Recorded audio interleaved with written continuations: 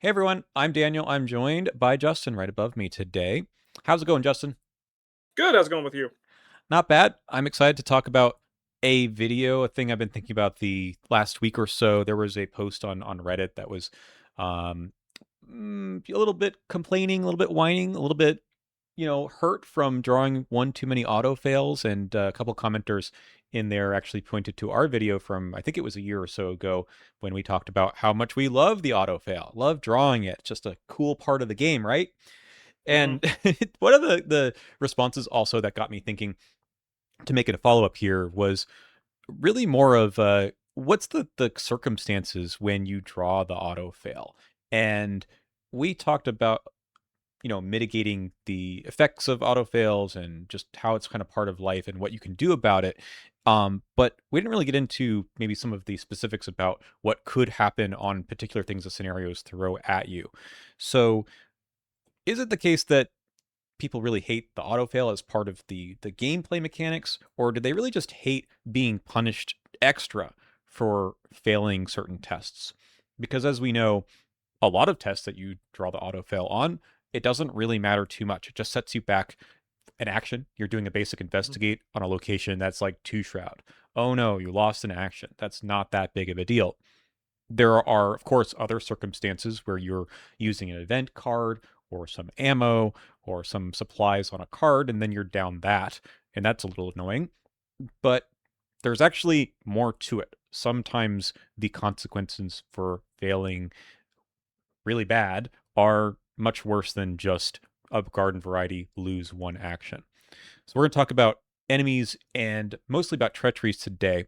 But I just want to give you a chance to kind of start us off. Any gut reactions to this question?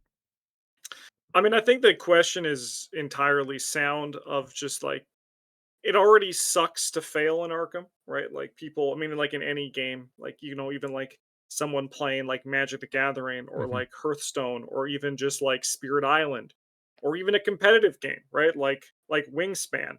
People don't like losing. They don't like failing, right? Like people just like inherently don't like doing that. And the autofail carries that with it, where it takes away an action. People will often find that as a point to blame. And I think that it's a more complicated thing of than just pointing at the autofail and being like, this is the reason you lost. Right. But rather, it's very easy to look at the autofail, especially when you draw it in a situation where it skews worse for failure, which we're going to be talking about here. Or alternatively, when you put a lot of resources into something, when you draw the auto fail, it hurts more, right? So you lose the card that you committed. You used a use on one of your items and it's exhausted. You can't use it this turn. Um, or in the case of here, where it scales the amount of punishment just because of the random chance, can feel much worse Hmm. than anything else. Like even if the same sort of thing happens with like the -4, it feels like you had a chance versus the -4, but it Hmm. doesn't feel like you have a chance against the autofail. So it's kind of like a mental thing that's pushing the autofail even worse against you. Exactly. And I want to keep in mind throughout this that this is a bit of a design philosophy video, that we're not trying to defend or attack the designers or the players on how they feel, but just sort of exploring what ends up happening when you have cards that really make it so that you're annoyed with the auto fail, and whether that's good or bad, or what maybe even we've talked about this before, custom designers, if you're making your own campaign, what kind of balance between your treacheries and enemies and everything else should you have, given that the auto fail is part of the game.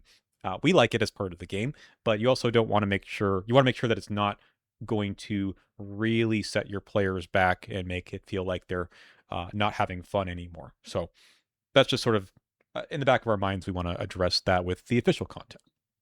So, to start at the very beginning, there are some classic treacheries that have consequences for failing. And these classic treacheries tend to be something where you fail by each point you fail by, something bad happens. In the case of Rotting Remains, which was there from the original core set in, of course, The Gathering, it's right there.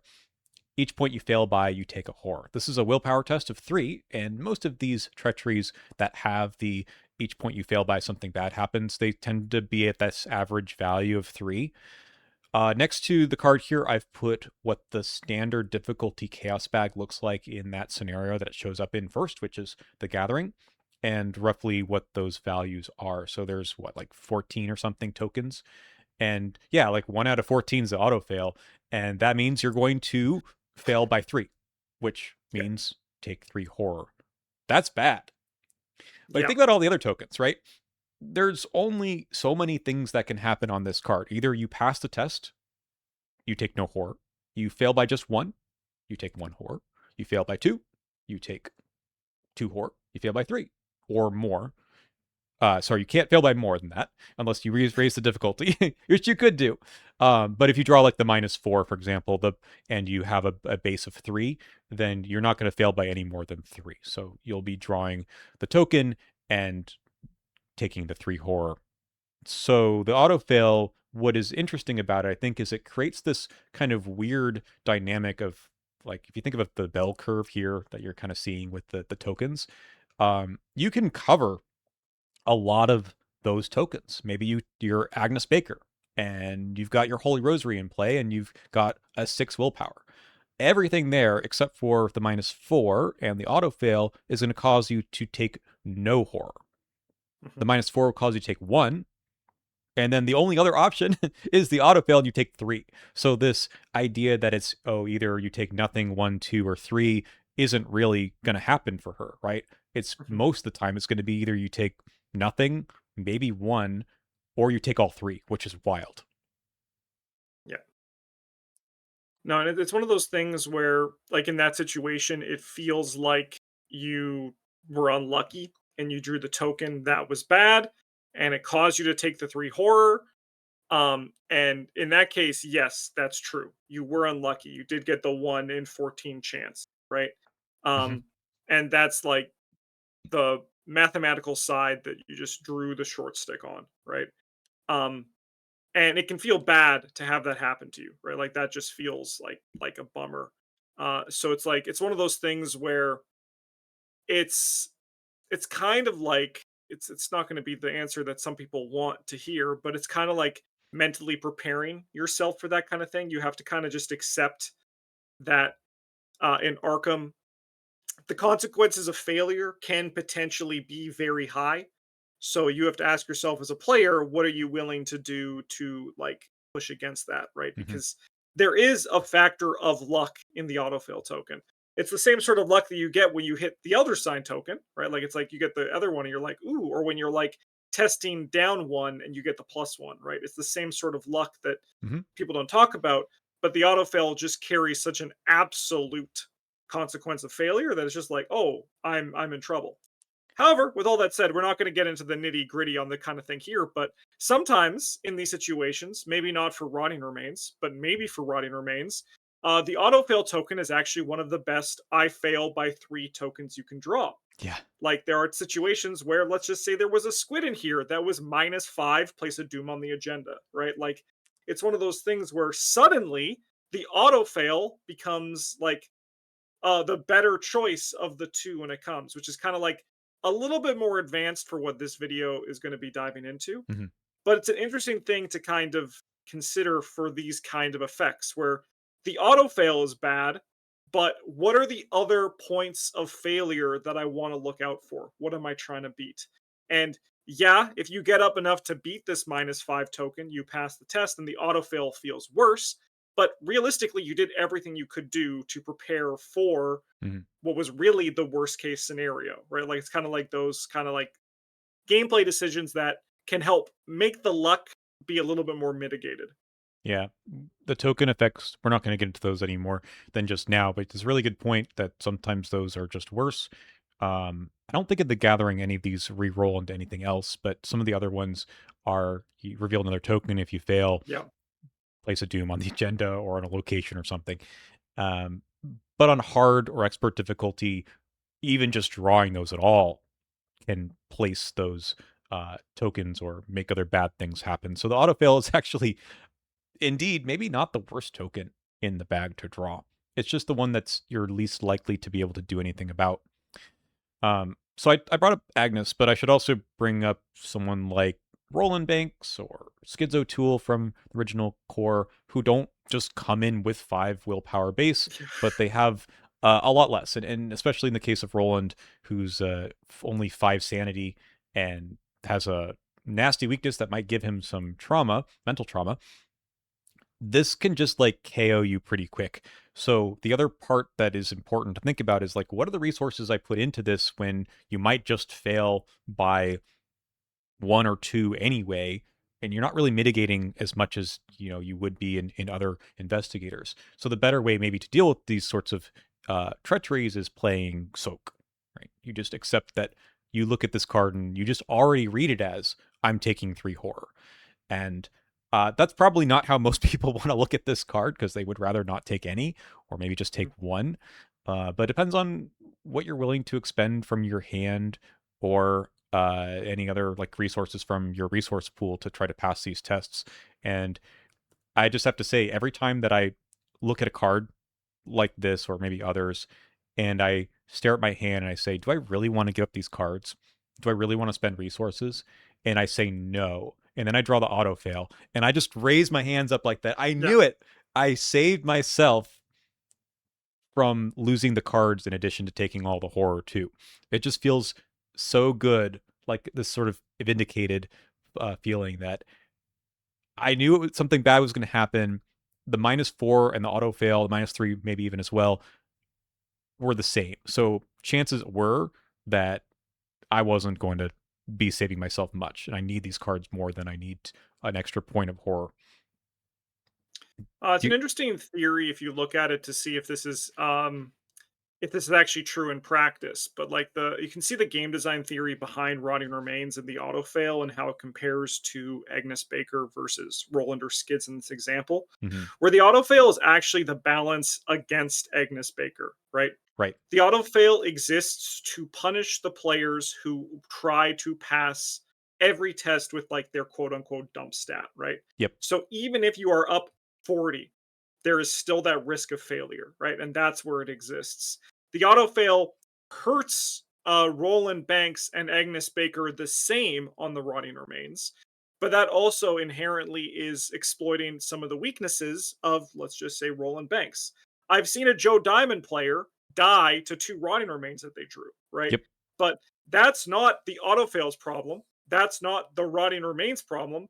That's the specific weakness that Joe Diamond has as an investigator. He has 2 willpower and 2 agility. He is very soft in the mythos phase. So it's one of those things where, again, even with all this kind of thing, like all these things come together to cause Joe Diamond to die in the mythos phase because Yeah. he drew Rotting Remains, right? Hmm. But what is the actual like issue here? Is it one thing? Is it just the autofill token, or is it all these things coming together to have this situation happen? And also, if all the times that it doesn't happen as well, like we're gonna Hmm. like Joe Diamond is not guaranteed to die in the Mythos phase, right? I've played probably like 80 scenarios with Joe Diamond, and I've only died to the Mythos phase like probably 3 of them, which is a pretty good rate, all That things is. considered, Yeah. right? So it's like one of those things that it happens, and as you're learning the game and getting better, it's going to feel like it's very unfair. Hmm. But the reality is that it's like one piece of the many puzzles that Arkham has that makes it so interesting. I mean, just check out the chaos tokens here. This is on the tutorial scenario, so they are a lot easier, especially these skull tokens. They should scale up. But on standard, it's fairly likely that your average value of a token is going to be about -1, -2 at the beginning, and it'll start to get worse as you go on through a campaign. So the expected thing for Joe Diamond, who's got 2, right, is that he just takes 2 horror every time. Yeah. So it shouldn't be that bad to draw the auto fail, which is just 1 more. So I think people who are new to the game often forget that you're not passing tests when you're even, and when you're down by 1, you're certainly not passing them either. So you kind of look at these cards as just, I fail the test. I need to mitigate these sorts of consequences in other ways. And the auto fail doesn't actually change that at all for those investigators. Now, there's a reason I said that the average value here is probably you take 2 horror. there's another style of card where the consequence is just binary. This is Eager for Death, which was originally in the Dunwich Legacy at the very beginning of that campaign if you choose to play extracurricular activity. It's also in the new core set, so this is a standard card. This one says test 2 willpower, increases skill test difficulty by 1 for each damage on you, so that can get a little bit out of hand. And whether or not you fail by 1 or 5, you just take 2 horror. And I say just, as if that's okay. Remember back to our Rotting Remains, either you take nothing, 1, 2, or 3. Right down the middle, 2. How does 2 horror feel to you, Justin, compared to this chance of maybe just 1 or maybe 3? Eager for Death is the scarier card than Rotting Remains. I would rather draw a Rotting Remains than Eager for Death most situations. And it's because of that. You kind of like, it's the same sort of thing, right? Where it's like, it's exactly as you described it perfectly. With Rotting Remains, you could take 0, 1, 2, 3, right? So there's 4 options that can happen here. Eager for Death is either you take 0 or you take 2, right? There's no like soft middle ground where it's like, okay, I took 1 horror, that's okay, right? Like that is something that I can manage. Mm-hmm. But the 2 horror is like it's yes or no. It's like a checkbox for one of the two. And then I mean that's even like looking at like we're gonna check out a bunch of cards and see how they scale with these kind of effects because Mm-hmm. generally these effects do scale. You'll see like the 2 kinds of treacheries that deal damage or horror. There's the fail by, and then there's the ones that just deal a flat amount but scale. And the scaling is what really also makes this card very scary, right? Mm-hmm. Because it's just like suddenly this is a brain 5 test, which is like very difficult to do, and you're probably going to be failing that test, and you're taking 2 horror, right? Like if Rotting Remains scaled, it would be the scariest card in the game, right? Well, we're And going to this is see kind that card. Yeah. and like it's like that's like kind of like the philosophy of like what makes a treachery scary when Mm-hmm. it's dealing damage and horror. And this is like the middle ground between like the worst case scenario and like easy encounter card. I'm very curious from you and from many viewers, when you compare these two cards, do I want to commit to this? Do I want to use my resources? And there's also the reactive ones like Lucky, etc., to try to pass this test compared to Rotting Remains. For Rotting Remains, you're hedging a bit. You're saying, well, if I don't fail by too much, I'm not taking as much horror. In this one, if you can't beat the minus, let's say 3 or 4, why bother, right? You're Yeah, just no, it's interesting. Um, I feel like I'm more inclined to spend my resources on Eager for Death. hmm, Because with Rotting Remains, if I'm like going like to just like even just in comparison to this one, like this thing that we got here, um, I'm likely to just even if I'm testing 3, I might put in 1 random brain icon from just a card in my hand. But like with Eager for Death, I'm gonna try to get up to that 3 or 4 to be comfortable.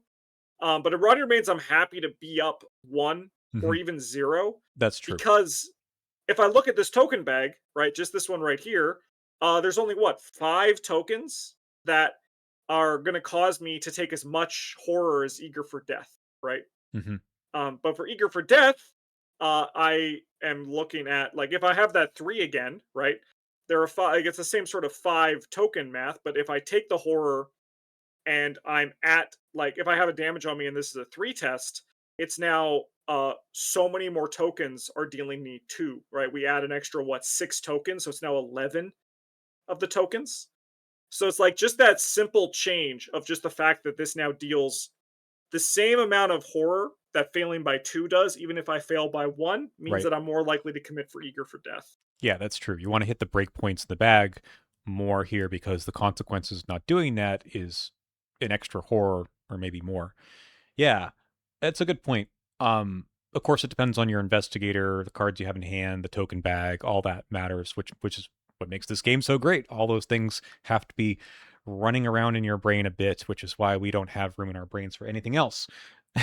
But yeah, it's just a fascinating dichotomy between these types of cards, and we'll see some more of them that iterate on them a bit, but I like it. It's cool stuff. Yep. However, I also do feel like drawing the auto fail here doesn't hurt that much because you might have just been expecting to take the 2 horror anyway, and that's all this one can do to you. Yeah, it's interesting because I do think that the autofail for this one, in the subject of this video, the autofail does hurt less. But it's the same token. It's the same sort of thing, but Yep. it's a mental thing. It's something that, like, if you're designing Arkham and playing Arkham, you won't realize how much you're actually just like being tricked, or the designers are tricking you, Yeah. or how you may be doing something that, like, the designers don't realize that they are influencing you in some way. But it's a mental thing, right? Because, like, drawing the autofail for this and Ronnie Remains, the difference is one horror. But for some reason, our brains will feel like it's worse on the Rotting Remains. But Yep. I was even talking about how that thing, it's just like it's it's it's kind of funny. It's kind of just funny how it works. All right, let's move on to enemies. And I'm just talking about one here, but there's plenty that have exactly this issue. And that's the I'll bring up the enemy in a second, but the keywords on enemies that make you do something bad when you fail the test, and that is particularly a retaliate or alert keyword. Retaliate means after you fail a test while attacking the enemy, the enemy attacks you. That's kind of bad depending on what the enemy does when they attack. We'll talk about that. Yep. And then alert is the exact same thing. If the enemy is you're evading the enemy and you fail, they attack you. Now, both of these keywords, especially in chapter 2 now, are turned off when the enemy is exhausted. So there's sometimes a good reason to evade them first, as long as they don't have alert, I suppose, if you don't want to worry about that, to turn off the retaliate keyword. And this was here right from the beginning with the Ghoul Priest and its friend, the Servant of Flame, in chapter 2, where these are big enemies that have retaliate, and they really punish you for failing because they both have 2 damage and 2 horror that they deal out when they attack, and that is a big consequence. But the one I wanted to show here is even worse than that, and that's the Harbinger of Illusia. Sorry if you haven't played TFA. We're going to talk about this just a little bit, not too much, but this is a card that I know, Justin, you bring up a lot, as you expect to draw the auto fail at least once dealing Yeah, you kind of have with to this have it guy. baked in. Yeah, Yeah. you have to just know that you're going to draw one auto fail. This guy's going to get one attack on somebody. It's Hmm. just statistically likely to happen. And there's also a -5 in the bag on standard in TFA, so the breakpoints in the bag are also kind of wild. But the idea with the Harbinger is you need to successfully attack or evade 2 player times. So in 2 player, that's 4 times, and then she runs off. But to do that, you actually have to sit there and take what, 4 actions, right? That's usually not going to happen in one round, although I suppose it could. And ideally, what, you will evade and then attack a few times. Wait a second, there's some other text here beyond the alert and retaliate. Harbinger of Illusia can retaliate while exhausted.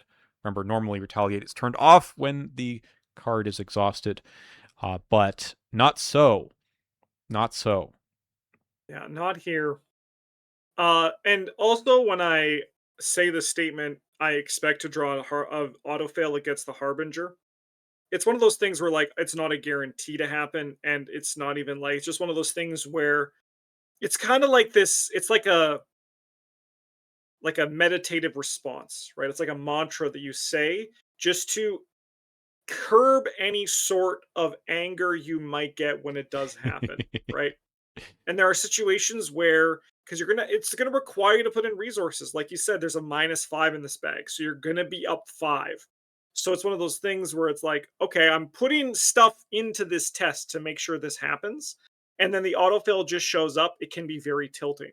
But Mhm. if you just have the perspective where I'm expecting this to happen at least once, it's one of those things where it's like, oh, okay, it happened. I can get through, and then you see at the end, you're like, oh, wait a minute, I got out okay, all things considered, even if someone took 2 and 2.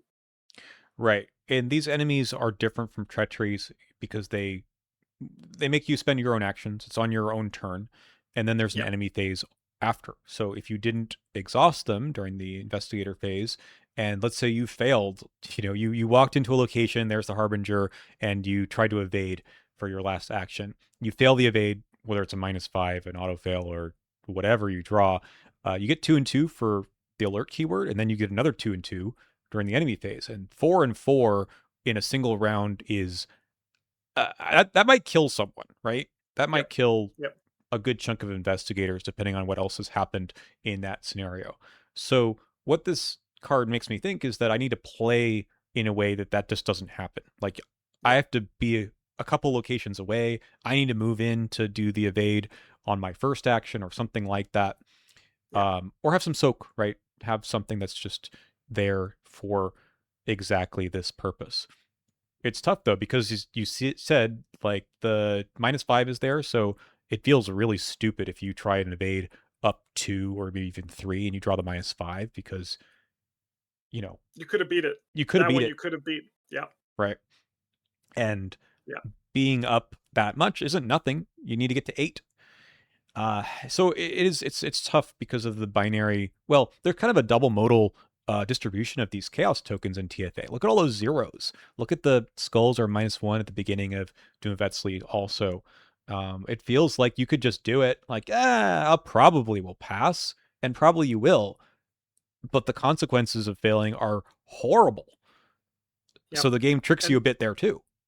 that's when you as a player need to like decide if you're going to take risks or if you're going to play it safe, because sometimes the right choice is to take risks, Hmm. because playing it safe might squeeze too many resources out of you, right? Yep. Like it's why like we recommend in standard to be up 4 on tests that you want to pass or you need to pass, but not for every test that you take, because you just won't be able to like support the resources for that in the long term. It's like assessing the consequence of failure and determining how much you need to put in versus the consequence, how much it's going to impact you. Okay, let's take a step back for a second and just talk about these keywords themselves. Uh, the original question or discussion on Reddit was really about maybe you just hate retaliate. Like retaliate on these big boss enemies is just a lot. Even on the smaller ones, I've been Tony Morgan and died to a mobster in Dunwich because they just retaliate on a 2 fight enemy. You draw auto fails and you lose all your money and you get hit a bunch of times. It kind of stinks too. Uh, so like, what do you make of retaliate, especially on these kinds of enemies? Forget about the can retaliate while exhausted text for a second. You need retaliate. You need like the game needs to like have risks. Like it needs to be able to fight back. It's like playing a competitive game and asking your players to take one less action compared to you, Hmm. right? Like it's one of those things where you need effects like this to make things scary.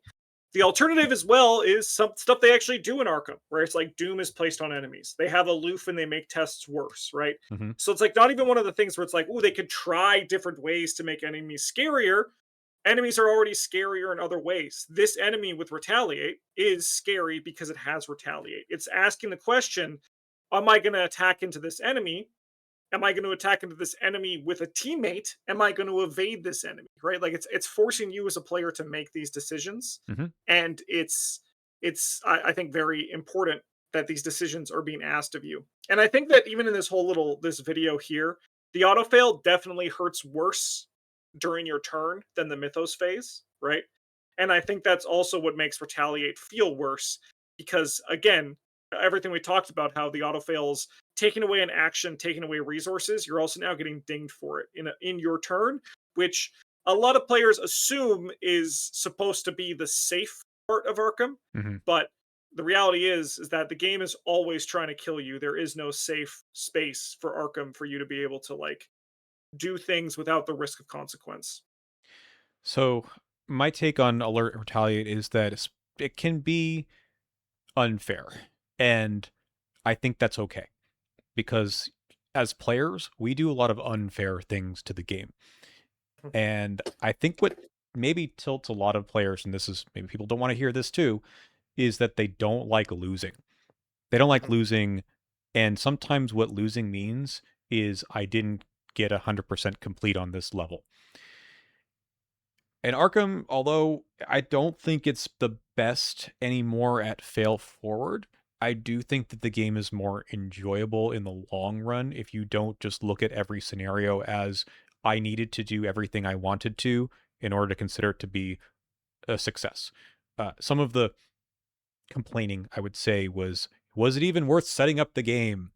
You know, pulling all the pieces out of the box and sleeving all my cards, whatever. If we lost just because of an auto fail, and you can, I think you can definitely lose to this um, enemy in particular with a with some bad luck. Uh, but I feel like we need to reassess what having fun is, what Yeah, enjoying, what's worth your time, right? Um, yeah, and you know what? Sometimes the game gets you.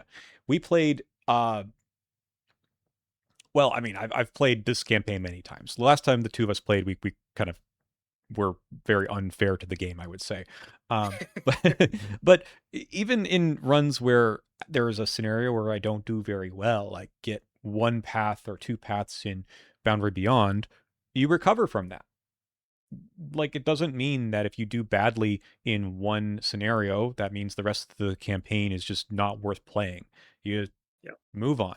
Now, that's not to say that the designers get this right all the time. I think sometimes an early bad scenario does have a snowball effect, and that's something that the designers need to think about carefully about what the consequences of failure really are in their campaigns. But by and large, just because you do badly in one scenario doesn't mean that you're cooked for the rest of the campaign.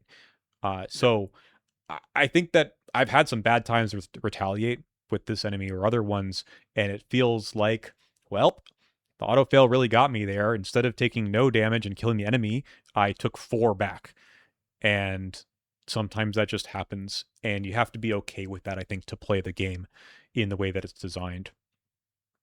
Yeah, there's this famous moment on the PBG channel where Bryn was fighting the boss from the first scenario of Carcosa, and it has retaliate, and he dubbed it the attack. He dubbed his weapon the attack twice matron Yeah. because it had the enemy had to attack him, and then he had to attack the enemy, and then like it was just like this loop where he's getting attacked and attacked and attacked, and you just kind of have to like he just laughed it off. He called his weapon the attack twice matron, and it became this kind of thing. I have two things to kind of add on to what you were saying.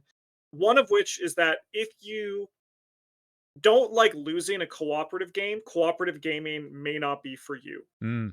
This is something that Bryn says quite a bit, where it's a very good outlook for cooperative games. Where if I won 100% of my games, why am I playing? Like it's like the same sort of thing. And like if you're playing a competitive game, if you are winning every game that you are playing, like you were going to stop playing that game, right? Like you're going to just like you're not seeking out harder opponents. You're not like trying to like you're just like trying to scrub crush every game. It's if that's your style of play, that's your style of play, and if you're enjoying it, you're enjoying it. But it's like one of those things where I'm going to wager if you're winning 100% of your games, you're going to get bored of it pretty quick. The Hmm. same thing kind of applies to cooperative games. And to bounce on what you're saying, yeah, let's say for example you stumble on Boundary Beyond, you only get two of the like the beacons. It's kind of this philosophy where like let's just say for example you were doing high jump or you were speed running and your current jump was worse than your personal best. Are you going to quit? No, you're just going to keep jumping, keep speed running, and the same sort of thing happens with Arkham. Yes, you didn't get the perfect result in this scenario, but there's another scenario coming, and that's another chance to try to get the best result that you can. And if you don't, there's another scenario after that, right? Hmm. And if you lose, you get to improve, you get to get better, right? Like that's kind of thing that's like think on the same kind of things where people don't like losing.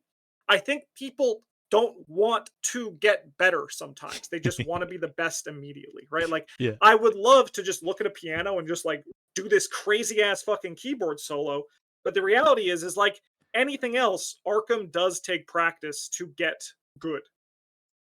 And you learn some things about what works, what doesn't work. Yep. Sometimes you need something in your back pocket like a dodge for, the big scary enemies like this, and you'll Yep. you'll make use of it. That said, Harbinger of Volusia probably shouldn't have retaliate while exhausted. It's one of those things where it's pushed, but I think that like part of the appeal is that Arkham can be pushed.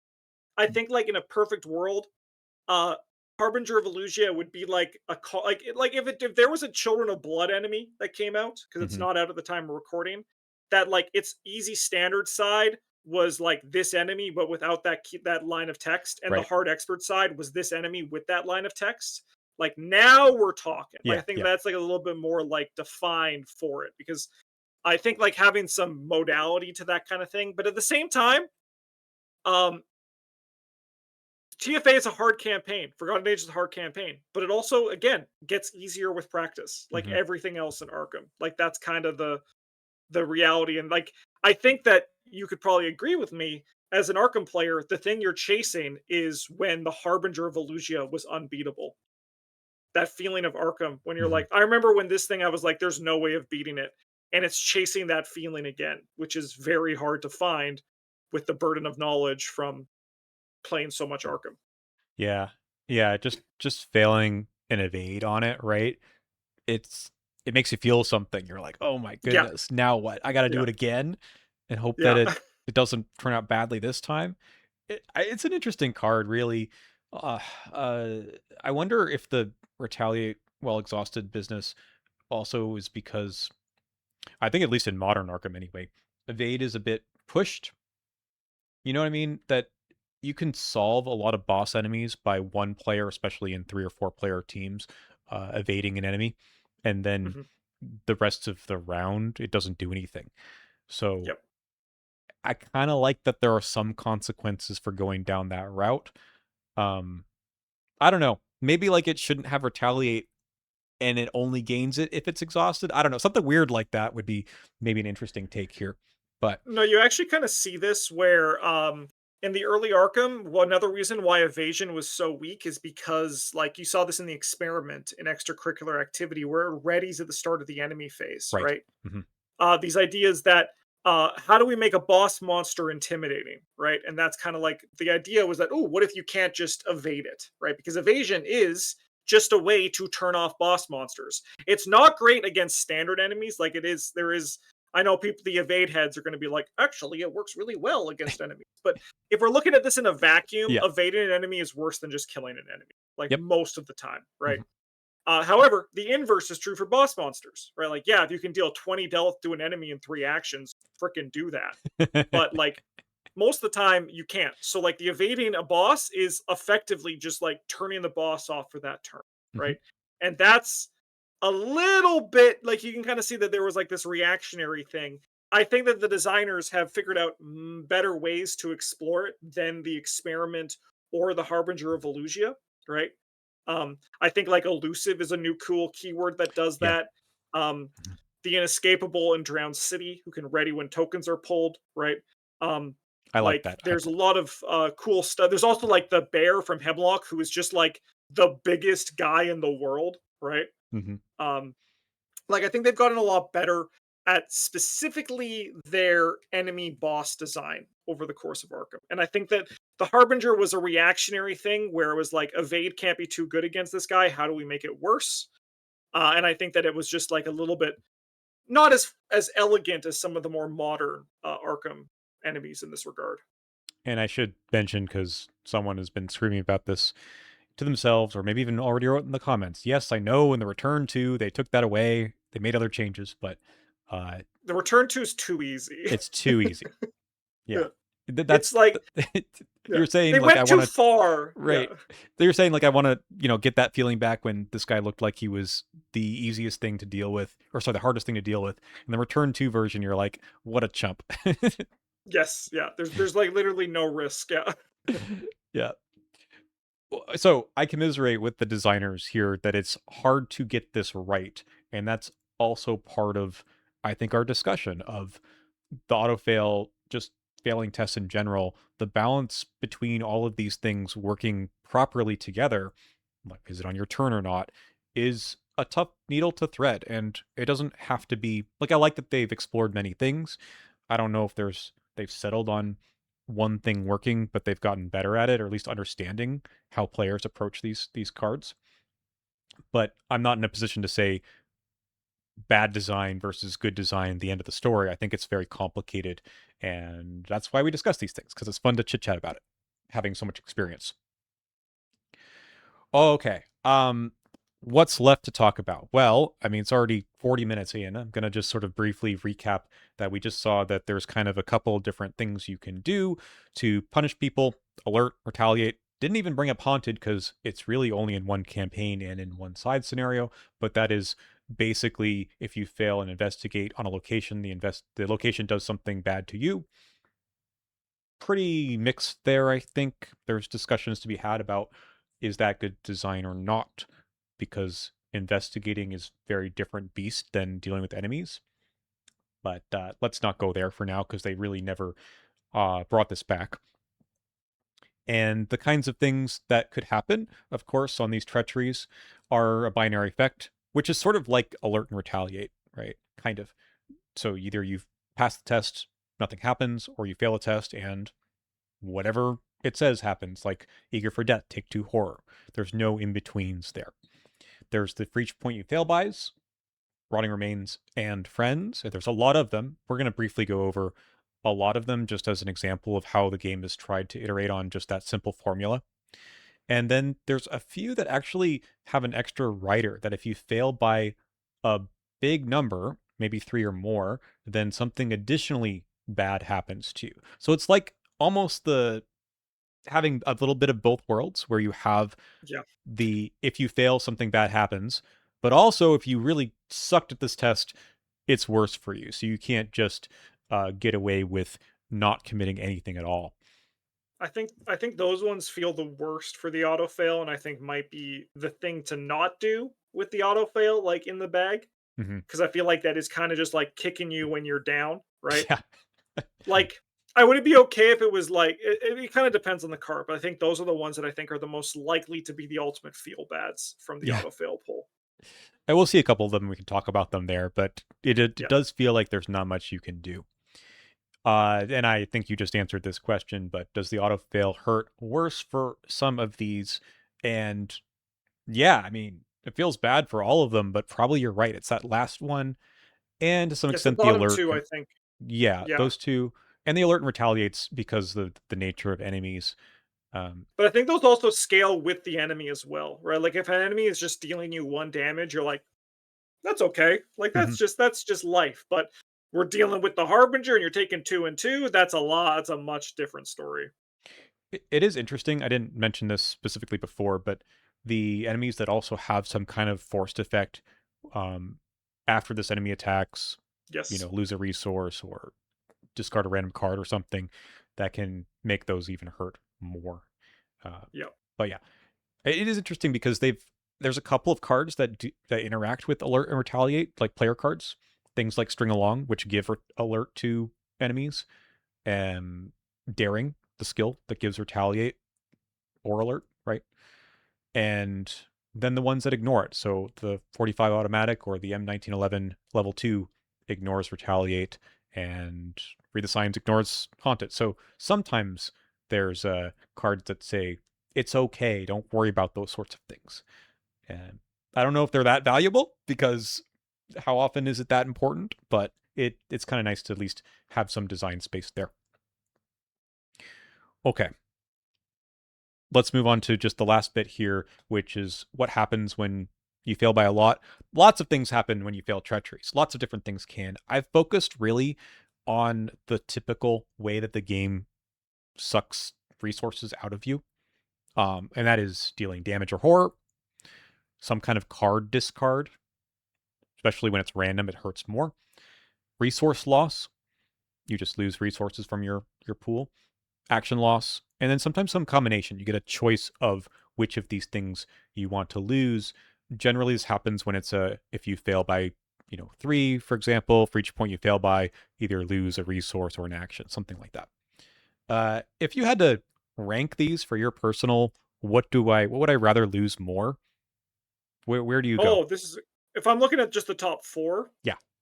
resource loss is the one I'll take all the time. Hmm. Then card, then damage and horror, then action.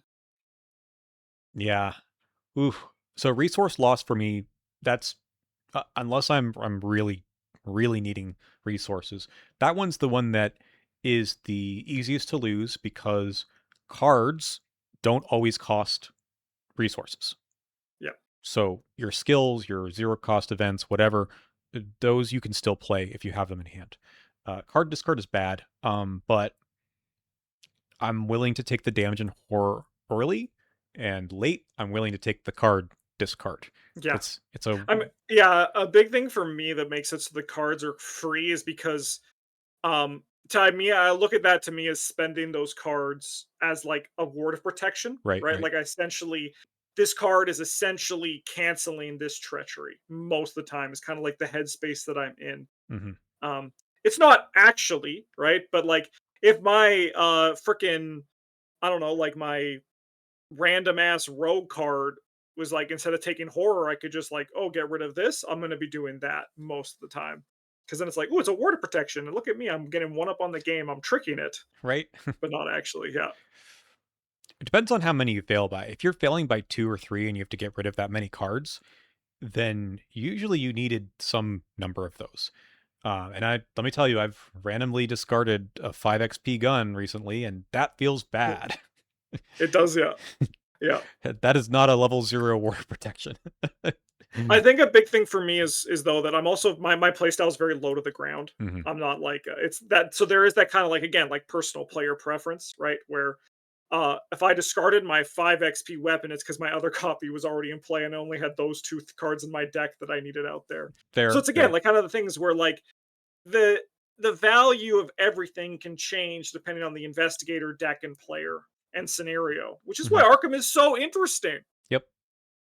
And I think we get into this with the combination ones in a second too, but I'm willing to lose one action.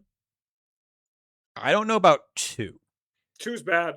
Two's bad. Two is worse than an Ancient Evils, Yeah. which is a whole other video to talk about. But action loss is worse than Ancient Evils. Hmm. So, all right.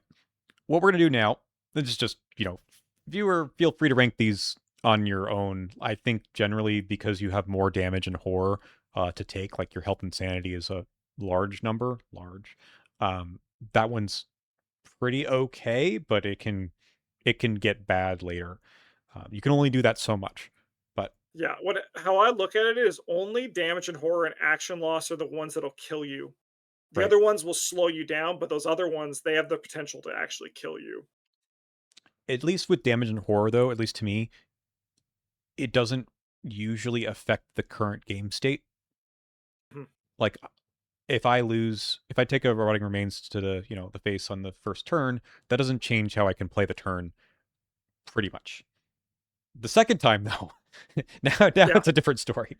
Uh, yeah, no, for sure. It's one of those things where damage and horror isn't a problem until it's the biggest problem. yeah, and the cards Um, and resources come back for free to some extent, so yeah. that is nice. You don't get actions back, you don't get damage and horror back for free. So, um, yeah, Yeah, I think we're both agreed that action is the worst one though, right? Because yeah, like that's there's it's so hard to get actions for free. I mean, that's what where the game is trying to take your tempo, and your tempo is the only thing that you have to beat it.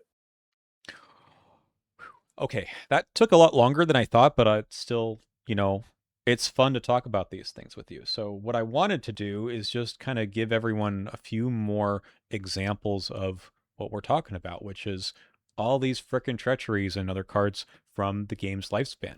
I'm not going to read every card or look at them too much, but I just want us to make some comments about kind of how the game has evolved and how they've used these kinds of effects. So, as mentioned before, Rotting Remains is kind of your classic take horror for each point you fail by. Grasping Hands is the damage analog. It's important to note here that these are core set cards, so theoretically they could show up in any of the future campaigns prior to Chapter 2, of course. But the reality was that Striking Fear, the set that Rotting Remains is a part of, showed up a lot, and the Ghouls encounter set that Grasping Hands is a part of showed up not very often at all. Yeah.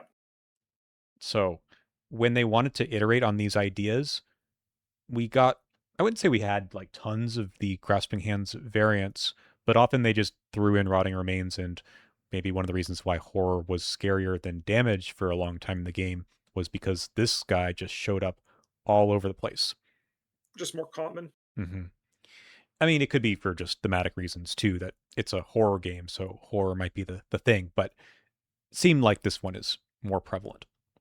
Anyway, those are the two basics, and it's cool to look at them as just a here's the most basic thing you could do. What else could you do with this idea? Yeah. Well, they tried it. This is just in the jar below, thank goodness. Umordas's Wrath, I think rated by you as one of the scariest treacheries in the game, at least in the core set, right?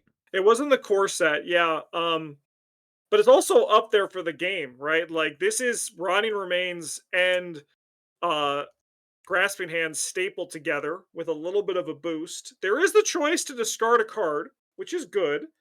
But like, let's say for example you autofail this, you're getting rid of 5 of your maximum 8 cards in your hand, right? Like that's a big resource sink, right? Spooky effect. Mm-hmm. Yeah. Note that the difficulty here is 5 for the each point you fail by types. It's not usually that high because they don't want you No, taking that much. Like if you have no cards in hand for whatever reason, like the scenario wants you to discard cards anyway. Uh, See a Roland you're dead. Banks. Yeah, you're dead. Yeah. Like you're not going to lose the scenario immediately always, but odds of you passing have just dropped like major percentage points. Anyway, there's other core set cards that were part of the Agents of that are I didn't sprinkle them in here, but there's other ways to take damage in horror. But yeah, that one's a beast. So we talked about Eager for Death already. In Dudd's Legacy, there wasn't a whole lot of this kind of effect or the taking damage in horror because they maybe just used the ones from the core. Also, because they were doing something else. They were trying to discard things from the top of your deck to make what's it called?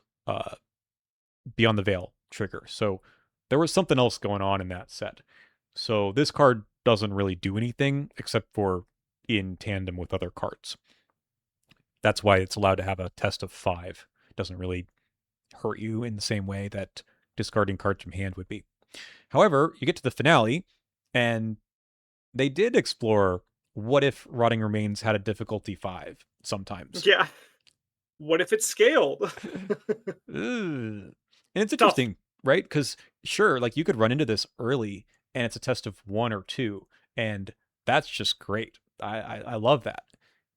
Yeah. And then you run into it where there's 5 extra dimensional locations in play and you can just die. My personal favorite treachery design is this kind of thing where it scales through the scenario, but in a way that isn't fixed. I think that that's Mm-hmm. very interesting Kind of rare. Usually it does have some sort of because linear. it's hard to they're hard to like make it work. But when they happen, you're like, ooh, I'm eating a good cookie. Like this is a tasty cookie. It's very yummy. All right. A few more to talk about from other campaigns here. Again, we're going to go through this as quick as possible. Marked by the Sign. This is also on, I think, one of your most difficult treacheries list, right? Yeah. This one The is, two horror is yep, this one's like the eager for death. And then it also can become a foretest, but the scariest thing is the direct horror. that's right. Like this is an example of why like eager for death is and like I would rather draw in the same Carcosa campaign, I'd rather be drawing Rotting Remains over Marked for the Sign. It's a Hmm. very spooky card. It's interesting that we didn't talk about that the horror and damage could be direct, which prevents you from just preemptively using Soak to deal with that. So Yep. cool design to think about, but very tough. Hey, here's another thing that says, well, what if you can't just put the damage and horror where you want? So Eyes on the Yep. Walls looks like Rotting Remains, but when assigning horror from the effect, it must be divided as evenly as possible among eligible cards. So your usual play pattern of I'll stick 1 horror on Dr. Milan Christopher. Oops, next time you draw this card, Dr. Milan's gone. Yep. Yep. So Also, what's up with this guy's hair, man? I don't know. I think he's reading this map and he's got no idea what's behind him, which is great. Yeah. But yeah, weird hairstyle. I wanted to bring in your favorite 2 cards from Black Star's Rise. That's a 7th scenario. This is Crashing Floods and Worlds Merge. These are So they're tough encounter cards. they are tough encounter cards, but it is a scenario 7. So what if you did Rotting Remains, but also made you do 2 things? Yep. Actually, it's not even just if you fail by it, it's more like Eager for Death. So, Yeah, they're a scaling eager for death, which is pretty spooky. yep. So this one, and I think it also is worth talking about like the difference in consequence of the failure. So assume the worst case here, right? At the end of the scenario where it's probably um, the most consequential because you've already gone through the whole scenario. Take 3 horror and discard 3 cards from your hand. You choose them. This one, take 3 damage and lose 3 actions. This one, Crashing Floods, is so much worse. Why is that, Yep. Justin?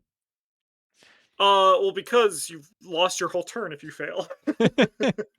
And like again, we talk about like um the losing your turn means that the game has now one turn ahead of you, right? So it's like you're losing those actions. Like people will say like Ancient Evils, you're losing 12 actions in a four-player game, but the game is also losing a turn. In Right. this one, the game is like, "Hey, brother, I'm still gonna take a turn. You gotta just watch me do this," and that's very bad.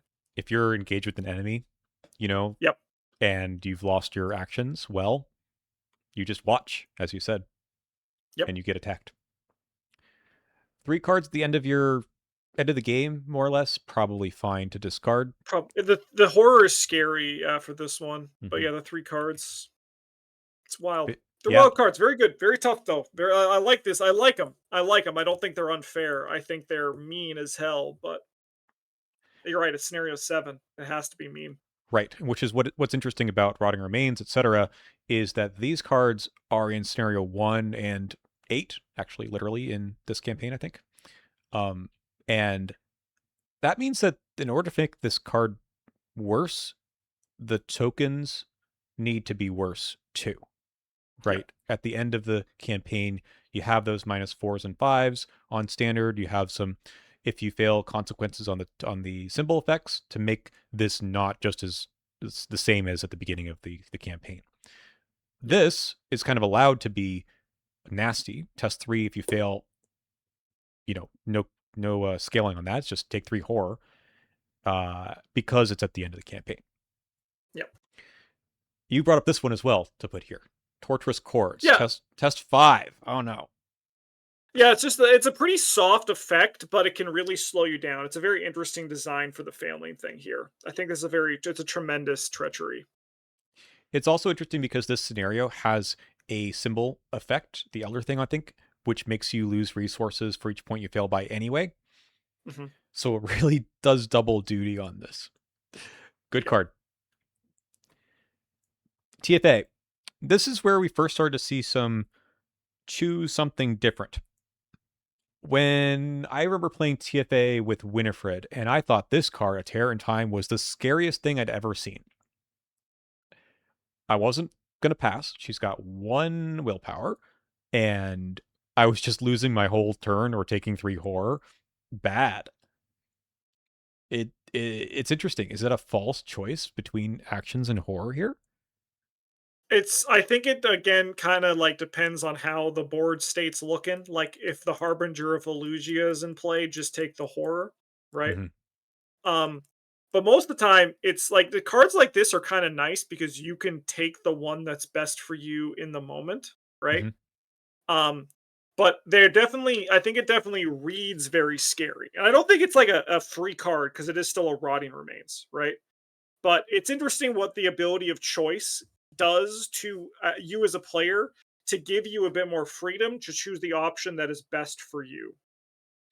And you might have a lot of horror soak, and then you say, this is fine. Peter, you're Yeah. taking some horror today. You're probably Yeah. taking some more horror tomorrow also. Yeah, or alternatively, you have like a fingerprint kit 5 in play, and you fail by 1, and you're like, I'm gonna lose an action because I'm gonna get 3 clues in one of my actions, Yeah. right? So like, or like you have like a shortcut in hand, or a pathfinder, or a loner, right? Like if you have a way to make up an action, you're Hmm. like, okay, I'm not gonna be tempo positive this turn, but I'm gonna be tempo neutral, and it's kind of like the same thing. Right. Good point. Yeah, Well, what if you couldn't move? that's bad. I like this because it is Rotting Remains, but worse. Very interesting design. Yeah. I don't have Because much like to say about this. A Tear in Time is kind of Rotting Remains, but easier. Yeah. And Lost in the Wilds is Rotting Remains, but harder, and it's kind of crazy that they're from the same cycle. I don't think they're ever in the same encounter deck. I, No, I I'm don't not. think so I either. don't think so. But boy, at least it goes away at the end of your turn, so you could do Yep, some movement shenanigans later. But geez, it can really change because it's in the scenarios basically where you need to be moving yep, and yep. exploring. So Pitfall, this is kind of a grasping hands, but easier because you can choose not to take the test at all Yeah, most of kick the it time. to somebody else. Yep, cool idea. To like put that idea onto another card, I guess, as a choice. Uh, all right. Then these two, I think, are some of the earliest scaling with the scenario, like in a linear way. So Lightless Shadow and Bathophobia, which is, as we like to say, fear of baths. Yeah, Um, they're both the same card. It's the further you get into Depths of Yoth, it's always a base two, basically. But then it gets worse. If you fail, you take 2 damage. If you fail, take 2 horror. In the same vein as Eager for Death, I kind of like that you expect in many campaigns to run into something like this. So I can run something like uh, I've Had Worse level 2, right? That's the one where you yes. just cancel 2 damage or horror or any combination and you get some resources for that. It feels like a really nice like level that your talisman of protection, your a lot of things have exactly two, right? The cherished keepsake, Yeah. leather coat, that you just solve these cards no matter how tough they get with a card from your hand in some way. I think these cards are good cards. I When I'm looking at designing my own custom stuff, I always include like a horror one and a damage one. But I do think if we had to get a little bit critical, if I had to dig a little bit deep, um, I feel like that these cards have kind of made uh this kind of design is now too ubiquitous and has kind of made treachery decks a little bit solvable from the get-go. Mm-hmm. Um, and I think that they're good design, but if you're designing scenarios, to sometimes ask, do they need to be the same? Can they be different in some way, or can they perchance scale in a way that's a little bit more interesting? Yeah. So ultimately, when I was brought up the things about those cards, I agree with you that it feels a little bit too easy for the players to just tech for probably the encounter deck has something like this. And maybe we shouldn't be so prepared, right? Mhm. It's a clean design. It's probably too clean. And maybe we need to be rocked a little bit more from our usual play patterns. Yeah. But that said, we're going to see some more things like this in the future. We'll see if they become more interesting or not. TCU didn't do a whole lot of this in general. There's some stuff. Trap Spirits is your Grasping Hands variant, and you can't commit cards to it, which is kind of weird. You can, you just probably shouldn't. Uh, Not much to say about that, but I do want to talk about this one, which is Diabolic Voices, which I think is in contention for a terrifying card, maybe one of the most, simply because it scales for the number of copies of this, and there are 3 in the deck in the encounter discard pile. So you're either testing a 3, a 4, or a 5. If for each point you fail by, discard a random card. That's not the end. If you don't have cards, you're taking Yeah. horror damage, and that's just a lot of juice there. There's no freebies in this card. A very painful one to draw the autofail on for sure. That's Exactly. definitely something you don't want to see there. It's tough because imagine you commit a few cards to try to pass the test, and then you draw the auto fail, and now you're just taking the rest of your heart. Your cards are getting into the discard pile, and then you're taking horror damage anyway. So Yeah, can very big feel bad there. yeah, tough card.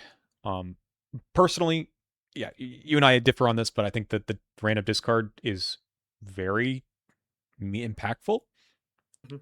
especially when you are taking a test that's pretty high. If you aren't running a 6 brain mystic, then I don't know how you're passing that 5 willpower test. Yeah, you're That's kind of just like hoping you discard the right cards. yeah, just be a survivor and have a handful of winging its and glimmers Yeah, of hope. yeah. That feels pretty good. Terror of the Night. This one is kind of one of our first. If you fail by a big number, then something else happens. It's not so bad though. Gaining surge is it's okay. Yeah. Yeah, But this one is pretty fine. Like the surge is just like, okay, it's because it's here because this card actually doesn't do anything. right. It doesn't do anything. Like until it does do something, but I could probably count the number of times on my hand that this was an actual risk in the scenario. So I feel like the fail by effect is here to make the card actually have some sort of effect. Yeah, which I think is kind of neat. Yep. Interesting design. Centuries of Secrets is also sort of a similar. It doesn't do anything, but maybe it does. Yep. High test. For each point you fail by, now we're discarding cards from the encounter deck. Way back when we were discarding cards from your deck, Yep. and this cares about what traits you're discarding. If this is a binary one, if you do or you don't, right? The max you're ever Yep. doing is 1 damage to your direct damage to your investigator and each of your allies.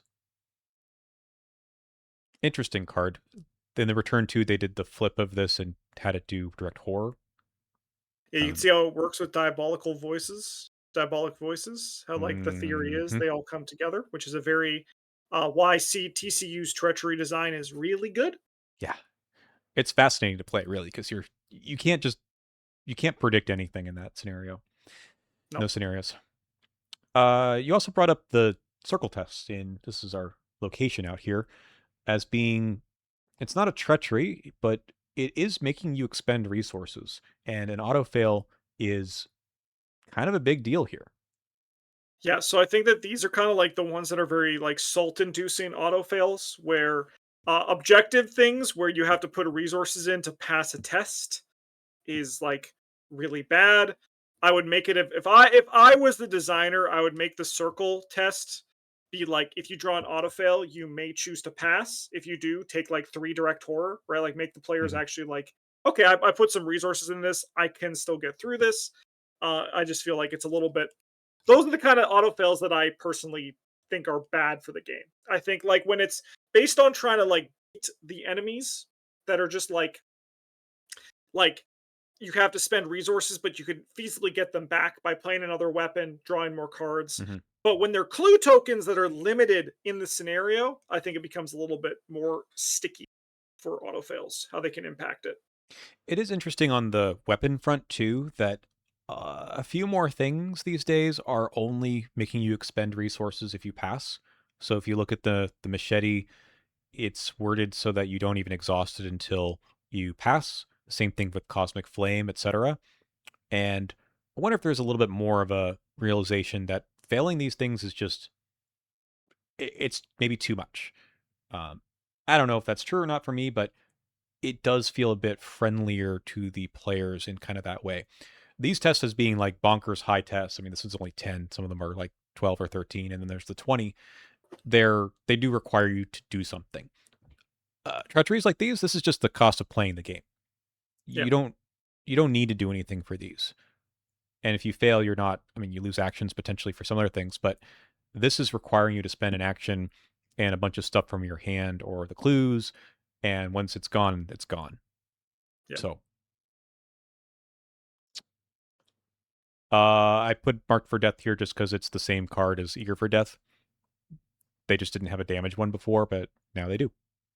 Yep. This one, of course, was in the scenario as well. Okay. Yes. Uh, let's talk about Dream Eaters. There's only 2 cards that I pulled out here. They're the same card. It's Rotting Remains or Grasping Hands. Both are willpower tests, which is interesting. Higher test, but they really want you to commit cards. Yeah. Um these are strange cards. Like I understand you're meant to be dreaming, so they're a little bit strange because you're dreaming, but I don't know if these ones were winners. I think these ones are just it's an easier Rotting Remains and Grasping Hands. Um and I don't know. I don't know. I don't know about these ones. Yep. I don't like them either. I think it's too much text to read also. Yeah. And I don't know. It's a higher test to make you commit cards, but also Your it's guts is worth 4. yeah. I don't know. They tried it, I guess. Yeah. All right. I was actually most excited to talk about the Innsmouth ones here because I do think this is about the inflection point where we started to get more cards that had a if you fail, just take the horror rather than anything else. No rotting remains effect here. I actually find these to be pretty nasty cards, maybe for that reason. They also have Yeah, I an think they're additional scary. they have additional writer here that if you reveal a particular token, you automatically fail. So now there's 2 auto fails in the bag, maybe more. Maybe Three at there's 3. three at the start. Three at the start. Yeah. So that's interesting. It also just teaches you like you're gonna fail. Like, oh well, just you have to plan Yeah. for that in the first place. This one's a 3 test. This one, sorry, we'll go to this one. This one's a 3 test as well. It's in a strange stat for damage, Yeah. That's a little bit of a weird one. but okay. And then Memory of Oblivion, I think, is the toughest one because it's a 4 test and it's a for each point you fail by also. So 3 auto fails in the bag. You might be choosing and discarding 4 cards. At least you're choosing, but still. Yeah. I think that this is a very interesting discussion for another video about what makes Memory of Oblivion so scary is the fact that it's in scenario one. Yep. Yeah. But I think they are very interesting. I think they're solid designs as well. The other part of it that is different that I don't think we've seen yet is it lets you choose which stat you'd like to test. Yes. They do that a lot with some of the modern cards that we're going to be talking about. Mm-hmm. They do have some kind of classic ones. This one is Shapes in the Water from, this is probably Devil Reef, I think. Yeah, And this is just Eager for Death essentially. yep, Riptide. This one is it's a core set to Innsmouth. This one I just put here because they're scaling. It's discard 1 asset you control, which is not something we've seen from anything here. Uh, Although I could have put ants in, I didn't. We could have put ants in here.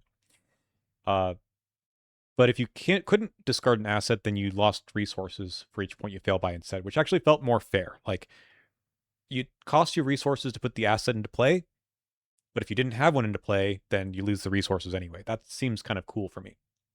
Yeah. Not that that's ever happened. I usually have an asset in play, but I like the idea. Edge of the Earth has tons of treacheries that just deal damage or horror, and they all feel like they come from the variants of things we've seen before. These two, Dark Aurora and Ice Shaft, are very similar. They fit the templating that we've seen before. Take the test. If you fail, take 2 horror or take 2 damage. But also, depending on how you're doing with the frost tokens, you might be taking extra damage. Yep. What do you think of these guys?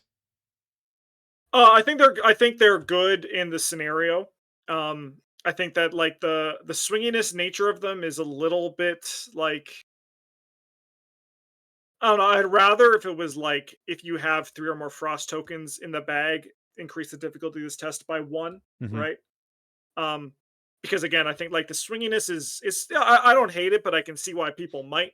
But again, I think for me personally, these are kind of like, oh, the design on treacheries is becoming a bit too round, Yep. like which is not again not necessarily a bad thing, but I do think it has like ramifications in the long term. Here's the same card. This Yeah, is at the yeah, end of the campaign, and it does scale in difficulty, but it's Eager for Death again. There's a damage one as well. yeah. Yep. Again, round design, not bad, but like you can kind of expect what's coming. Mm-hmm. It's like they need to check off some boxes, and maybe they do, but Yeah, they don't have to. This one is from City of the Elder Things.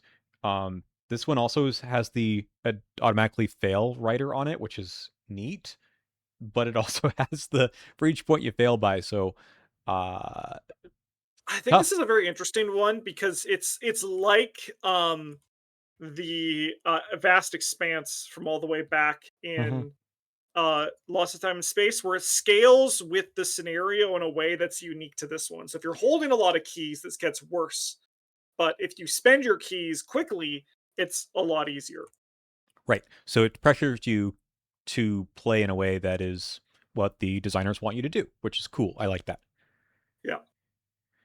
Yeah. Same thing kind of for this one, Dawning of the Truth, but it actually is a different card entirely because it is more like We saw it somewhere else before. I don't remember. But yeah, test 2, but you increase the difficulty. If you fail, take 2 horror, or 3 instead if you fail by 3 or more. Yeah, so I think like yeah, going to what I was talking about, how like Dark Aurora and Ice Shaft are very round in their design. Hmm. These ones are they're the same thing. There's a card that deals damage and a card that deals horror, but they do it in different ways, which I think inherently makes it a little bit more engaging. Yes, even though they both have the same idea of keys make it Using harder. keys, yeah, keys make this worse. Hmm. Cool. Yeah, Scarlet Keys didn't have too much for me to pull out. I did notice that Heavy Rain had uh, basically rotting remains, but you could place clues down to avoid the horror. That's not something I noticed before. I might have missed something, but placing clues down is unusual. Well, it will stop being unusual, but at least at this point, it seemed new. that's Um, very interesting because it seems to hit like I think this card feels worse if you were the fighter getting it and you're getting the auto fail right. because you're like, oh, I was taught by the content creators that fixing on my role is very important. And I think that the designers um, are trying to like tell Ah, us in the yes. future that change that. So I'm very curious to see how the meta adapts from this. But I think at the time of Scarlet Keys, this was very and Scarlet Keys itself is a campaign that rewards you for hyper fixating on the thing that you want to do. Hmm. So I don't know if it was the most if we're talking about the video in terms of how salty the autofail has potential to make treacheries, Yep. I think effects like this can be really high in the Scarlet Keys campaign. So I didn't bring it out here, but this is reminiscent for your discussion of, I think it's called Ephemeral Exhibits from Miskatonic Hmm. Museum, where it Yeah, was what, book 3, and then you just lose actions by each point you fail by. Um, Very annoying treachery, obviously, to lose actions, but also the type of test was kind of unusual. This one is a bit better, I think, because you already know that rotting remains exist, so you could at least just take the horror. yeah, But yeah, other ones that I think were here. There's other ways that failing by some number is bad. So this is not discarding cards, but hollowing them, yeah. It's like discarding cards. It's like the basically. cousin of discarding cards. Yeah, I do like how this one gives if you succeed by 2 or more, you actually get to do something good. yeah. That is cool. I've never seen that again in any of these other ones. I don't think they should have them, but it is interesting every now and then to be like, oh, well, what if you succeed by 5 on your rotting remains? Now you heal a horror or something like that.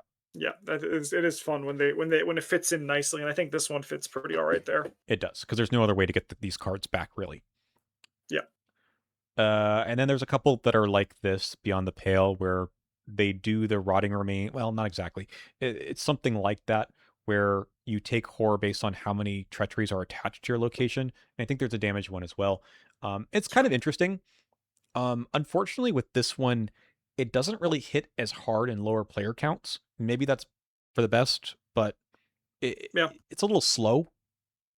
It's I think they're very interesting. I wish it was not hex treachery and it was just treachery. Any Like, treachery, and then it yeah. was like to a max of 3, right? It just said that, Hmm. right? Like it said like if you fail, take 1 horror for each treachery attached to your location to a max of 3 horror, right? I think that that would be cool. Or make this fit with set mechanic and have it be with concealed cards, right? Right. I think like that could be the thing as well. Um, Yeah. but I like the design on these, but I think that they are these ones. If I auto fail it, I don't care. I'm No. taking 1 horror. Yeah, Right. they don't scale as aggressively as some of the others. Exactly. Okay. Hemlock, there's lots of cool treachery design in this campaign. I really think they pulled out all the stops there. But the principal ones are the ones that show up in every run of Hemlock, which are the day cards. So we have Swarm for day 1. This is in both the day and the night cards, or night scenarios. And they're pretty similar designs here, but they are different. So Yeah, at the beginning of I the gotta just campaign, they have like the easy version, which is test 3 yeah, agility, lose resources, maybe take damage if you want to. Then it upgrades on day 2 to losing actions or placing clues, book test, which they changed later to agility. And then you get the take horror or discard cards at random from your hand, potentially getting tougher in the night scenario because there's color enemies all over the place. So this is a little bit of a vast expanse variant too. Tough card when that happens. Yeah, what do you think of this just like progression idea? I gotta be real, I actually never knew they all kind of were the same for each point you fail by, and I played Hemlock like a dozen times. I learned something new today, which is great. But the other thing is, this is so interesting because I think that these cards are all scary in their own way at the wrong time, right? Yes. I think Swarm is obviously the easiest one, but it's cool to see like a meta evolution of a card over the campaign. I think that these are all stellar cards, and they all work perfectly. I Mm-hmm. think they're all bangers. Yep. Sucks to auto fail, all of them, but not for any specific reason associated with it. Well, I mean, Otherworldly Visions, I think, in the finale is just devastating because now you need those cards. And yeah, that's probably the toughest one. But it's interesting at the end of the campaign. Sometimes it happens in the day scenario too, if you Yeah. are playing around with the miasmatic shadow. But yeah. I mean, I think Hemlock is probably the hardest encounter cards in all of the campaigns. Like even more than the Forgotten Age in like a vacuum. Like if you just look at them like across a whole. Hmm. Um Hemlock's a hard campaign. It's there's a reason why the day scenarios feel easy, and it's because you get to make a perfect hand for it. They really they took the preludes to be like a game mechanic and made it so how can we make this really damn hard? And the treacheries feel auto fails do feel bad in Hemlock for that reason. Yeah. I think the 3 night scenarios are among the toughest scenarios in the game, just Yep. pound for pound. Okay, I also just threw this in here just to point out kind of a little bit of that day night mechanic, like which one is easier and why is the night one that much harder. They're actually kind of similar ideas. They're the day one here is you test 2, but you increase the difficulty by 2 if you have more cards, and if you fail, you choose and discard the cards. Okay. I, I like the design on that day one. Um, Even with the autofill in mind, because you're only really getting yeah, you're discarding 2 if you had if you have less cards in hand, so it hurts you more, you're discarding a percentage more of your cards in your hand, Right. but you're less likely to have to put a bunch of stuff into it to get there, right? But if you have 5 or more cards, you're looking at a bunch, and I always love that this card asks the question of, "I'm at 5 cards, if I commit 1, do I," and this becomes easier, right? I think that's That's such right. a fun little thing. So it's like, again, the autofail kind of sucks here, but I think because it balances its punishment um with how you are doing, it kind of is a little bit less salt inducing. So the night one, you just flat out discard the card at random. Potentially, it's a tough test, although if it's a skill card, it's nothing. And if you fail, you take 2 horror, which is not nothing, but you also lost the card too. I Yeah. think there was another card like this in, I think it was Innsmouth, that makes you Yeah. discard a random Oh yeah, card, yeah. Yeah. Because and when you discard a skill, you test at 0, right? you test at 0. Yeah, which I don't. Because it's like, It's kind of yeah. unfortunate, just from That one I will say is the biggest salt inducing thing if you get the autofail. That yeah. one has got to be like the worst. Like that, it's like that one. That's it. That's salt inducing. That's I think the highest one where it's like, well, I guess I'm taking 2 horror. You lost the card, you failed the Yeah, test because of no fault of your own, and then you take the 2 horror. Yeah, I kind of wish I put more out here for Hemlock. I think the designs are very good and very interesting, and they synergize well. There's also the bunch that reduce in difficulty based on how much damage is on you or horror. I love those ones. Those are Always cool. take the damage in horror, folks. Yep, Always. it's interesting. Those are probably just softer because you kind of learn that after a little while, but it is interesting to Yep. have those. Those are also salt inducing with the auto fail because Yes. Yeah. you're like, If you wait turn a it to minute. 0, I think those are the highest. If there was a tier list, if you when it's a test, if you make it a test at 0 and you thought it's like the auto fail actually can ruin things. Yeah. All right. Almost done, folks. I think Drowned City in general has more, as you said before, eloquently round treachery design. And maybe that's because I pulled these out in a set. But they've got a few of these tests based on your location's shroud, and then if you fail, you take damage or horror. These are actually different encounter sets, but same idea. Um, there's also, I think, from Film Fatale, a card that is, it's maybe this one. It's maybe exactly the same. Scaling based on the printed shroud is interesting because it's not just linear scaling, but Yep. rather you choose to end your turn. I mean, if you can choose on particular locations. Any thoughts on just that idea? I think it's neat. I think it's a lot of player agency, which is kind of cool. I think these ones are, again, if we're talking about the idea of the auto fail, a little bit inducing of salt if you try to play it perfectly, but also like if you just kind of let it happen. I think it's about on par with the other ones. Mm-hmm. And this one here in the middle is Cyclopean Architecture. This one you test same deal, printed shroud, and you choose and discard cards from your hand, max of 3. That's nice, max of 3. Thank you. If you compare it over Yeah, to Memory of Oblivion, your auto fail gets you, or the Elder Thing tokens, 4 cards. This yeah, one, it's a just big 3. big difference. Mhm. So you feel a little bit more, again, like your expectations going into the test. And it's also choose, so that's nicer. But feels about on par. Like if you fail, um, two, like if we were to do some kind of formula, like 2 damage is equal to 3 cards. I don't know, 2 cards. Yeah, about there. It's probably like, yeah, I'd say that. It's tough. It's tough, but it is kind of the same. Yeah. This one is a strange card. It's also a take 2 horror or damage. I guess in this case it's 2 horror, or you deal 1 direct damage to investigator. This feels far softer. Now the test is a bit more Yes. unusual. Probably that's why it's softer, but weird card.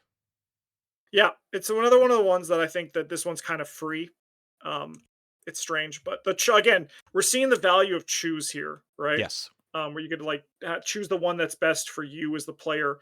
Does the direct damage kill somebody? Odds are you're going to lose the scenario because that's crazy if one direct damage is going to kill everybody at your location. But it's like only it's one of those things where yeah, it's only it's one like one investigator. of the things. um, it's yeah, it's like one of those things where I think that this is the power of the choice and how if you're failing this one in the auto fail, just like take a moment and be like, okay, one direct damage isn't that bad because it's also again not slowing you down. I think that's a good thing that you talked about earlier. That horror and damage, as long as it doesn't kill somebody or something, doesn't actually change the board state in any way. I wonder if the test being a combat test, which is weird, makes it so that you should just expect to fail this no matter what, unless you Yeah, know. yeah. Oh yeah, this is one that I just send it. Yeah. If I see this card, there's no resources into this. This is just I'm going. Yeah. Someone can take one direct damage, and if I can't, we have bigger problems. uh Corrosive Fog. Here's some more choice. This one is choice based on your test, so one of your 2 proactive stats. Sorry, Agnes Baker. If you fail, take Yeah, 1 damage. Oh no, 1 damage. If you fail by 3 or more, which is potentially possible, instead you get direct damage to your investigator and each ally and item asset you control with health. That escalated quickly, didn't it? yeah. No, it's like so. It's so simple.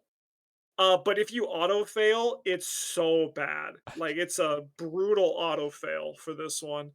Um, I think this is one that you kind of just have to send. Like you kind of like put a little bit in. Mm-hmm. Because I think that even like the -4 is about about equivalent to this one most of the time, right? Like yeah, there's a chance that you could be at 6, which is pretty common for things, but I Yeah. feel like this is an interesting kind of design in terms of this conversation here because the choice makes it a little bit easier to pass, but the auto fail makes it very, very table flipping. Yep. I mean that can wreck Again, I the don't. whole This is board. why I'm talking about. I'm not a big fan of the fail by X or more in regards to this conversation. Um, I would rather the test just get harder. Yeah, so it's making you commit extra cards to not fail by 3, but I don't know. Yeah. Yeah. Like if it was like test book or fist 7, if you fail, take a damage, you may deal like X damage to stuff at your location to reduce it by 3, right? Like Hmm. reduce the difficulty by 3. Front load the effect, I think, is a little bit more engaging in terms of the conversation that we're having here. Yeah. Yeah, I agree with that. I'm very curious what the design evolution was of this card, if there was any, because it Yep. just feels like there's this two modes here: the really soft mode and then the horrific mode. And I don't know if we should have that. That's just I Yeah, don't know. if you fail was harder, if it was like if you fail, discard an asset you control, Right. and then if you fail by 3 or more, instead, like it tries to kill everything that you have, right? That's okay. Yeah, I I agree with that. I think there's also some kind of dissonance in the effect, right? Mhm. Because it doesn't really feel like anything's happening. Last one I just brought out because it's another for each point you fail by, you get to choose something, and the difficulty scales based on, as you said before, things that happen in the scenario, not necessarily Yeah. your just playing more of the scenario. So And like kind bathophobia, this is our fear of acros. of uh, this is a cool card, I think, too, because you can play around it, knowing Yep. that you don't want to lose all your actions or take a ton of horror. But when I've played this scenario, Obsidian Canyons, it usually doesn't become more than a difficulty 2. I think it does a good job of teaching you to avoid it in the future as well. If the first one's really bad, you're like, okay, I'm gonna avoid that next time. Mhm. I think it's also difficult in this campaign to have scaled the treacheries in a way like we talked about for Carcosa, because you can play these scenarios in either order. So this might be a scenario 2. So you don't Yep. quite get that. You need to get it in other ways, but they didn't have the opportunity to just have like haymakers. Yep. That's it for chapter 1. This will go pretty quick. There's a couple of relevant, I think, treacheries from the new core. This one is just a if you fail, take a horror 1 and place 1 clue. It's an interesting version of other stuff we saw, like Heavy Rain, where it's not just choose which thing is worse, it's do both, but only one of it. Yep. And I do like that it scales harder against people with clues. I Mhm. think it's good design. I've noticed, as we'll see here, these are I wouldn't say like extremely friendly, but they feel a little bit more of you have some choice and the effect is not huge, which is probably I fine for the core set, and they can add in those extra things for Yes. the scenarios themselves. And I agree, except one thing I want to say is that it does feel like they're harder when you put them all together. Because True. they're so focused in what they are doing that it really feels like you're getting needled to death in a way that the original core set didn't, right? Where it's like rotting remains and like the whole striking fear encounter set, there's a random like guy screaming in there, and you're like, what does that have to do with the other ones, right? Yeah. Um, or rather, like if you look at striking fear, it's like the two encounter sets that deal you like they're like we're restricting your actions, and then rotting remains is like I'm here too. But what if it was 6 cards that entirely restricted your actions in some way? So it's like the cards themselves are friendlier, and then by nature, they're less painful to auto fail. But when they're then followed up from a backhand by their twin brother that does like, oh, if you have no clues, take 3 horror, you're like, what the hell? Right? Like those cards don't exist, but like that's kind of the philosophy they have with these new encounter sets, which is very interesting. I agree with you, because if we were to compare this to the false lead, hunting shadow type things from chapter 1, those those were used in all kinds of places that didn't necessarily synergize in the same way. I mean, they did have the if you have don't have clues, bad things happen. If you do have clues, will make you do other things. But I like that this one it's in the second scenario where you're supposed to spend clues, so this sets you back. It's also in the same scenario with taking horror from Eager for Death. So they do actually, you're right, as a cohesive encounter deck, make a lot more sense. Noxious Smoke. This one is with the uh Fire. fire exclamation point. So the damage actually does there's more really than just this card. There's a choice though on Yeah, this one. I'm It's very curious because it doesn't seem to scale because of that, right? mhm. Um, but I'm kind of curious to see it's because in most of the times we've seen fire is set aside at the start. It's not in the encounter deck, right? True. Hmm. Um, Again, I think that this one is nice. Like the having the choice means that you don't have to put in as many resources, so it's easier to not auto fail. Honestly, there's so much discussion about these treacheries and like enemies for Core 2 2026 that I'm excited to dive into. I don't want to get too much into this one. I'm trying to focus on the auto fail Auto fail. aspect. Yeah. Um, but like the idea of the choice here makes it less salt inducing because the card is also just generally softer. Hmm. I'm curious. Okay, let's look at the other ones. Putrid Vapors. Again, this one is a binary, but it's like two little mini things. Although it is discarding a asset is not really a mini thing; that's a big thing. But you get dinged for the horror as well. This one compared to Crypt Chill, it's an easier test, But it has but a little extra little has a kick little on it. extra kick on it. Indeed.